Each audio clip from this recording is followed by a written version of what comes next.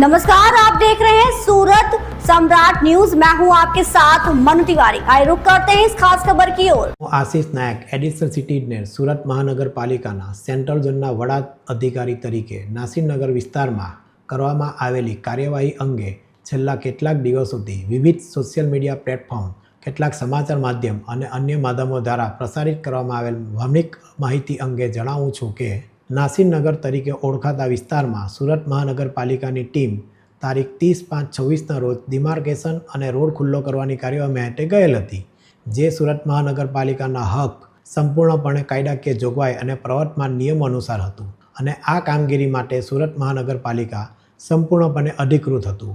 જે કાર્યવાહી દરમિયાન સામાન્ય સુલેહ અને શાંતિ જળવાઈ રહે તે માટે પોલીસ વિભાગને રૂટીન જાણ કરીને જરૂરી સહયોગ પણ પ્રાપ્ત કરવામાં આવ્યો હતો.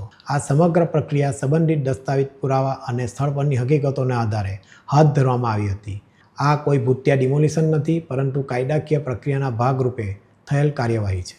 આ કામગીરી દરમિયાન થયેલી ઘટનાને લઈને માનનીય મ્યુનિસિપલ કમિશનર દ્વારા એક તપાસ સમિતિની રચના કરવામાં આવી છે. ડિમોલિશન સંબંધિત તમામ મુદ્દાઓ અંગે નિષ્પક્ષ તપાસ ચાલી રહી છે. આ તપાસ પ્રક્રિયાને સંપૂર્ણ સહયોગ અમે આપી રહ્યા છે. તેમ છતાં દુર્ભાગ્યવશ કેટલાક કહેવાતા આગેવાનોએ આ મુદ્દાનો દુરુપયોગ પોતાના અંગત સ્વાર્થ અને રાજકીય લાભ માટે કરી રહ્યા હોય તેવું જણાઈ રહ્યું છે.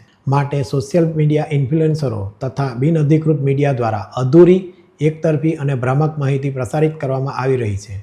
આવી માહિતીના આધારે સુરત મહાનગરપાલિકા તથા તેના અધિકારીઓ અને કર્મચારીઓ વિશે ગેરસમજો ઊભી કરવાનો પ્રયાસ થઈ રહ્યો છે. આ ઘટનાથી એસએમસીના અધિકારીઓ અને કર્મચારીઓ ઉપર સતત માનસિક દબાણ, જાહેર આક્ષેપો તથા એકતરફી પ્રચારના કારણે પ્રતિકૂળ પરિસ્થિતિનું નિર્માણ થયું છે અને અમારા અધિકારીને બિનઅધિકૃત મીડિયા દ્વારા દબાણમાં લાવીને બોલવા પણ દીધા નથી.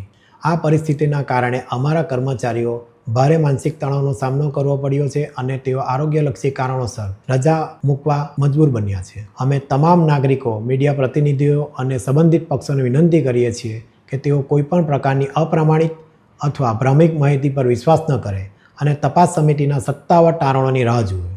इस खबर में बस इतना ही। बने रहिए हमारे साथ और देखते रहिए सूरत सम्राट न्यूज।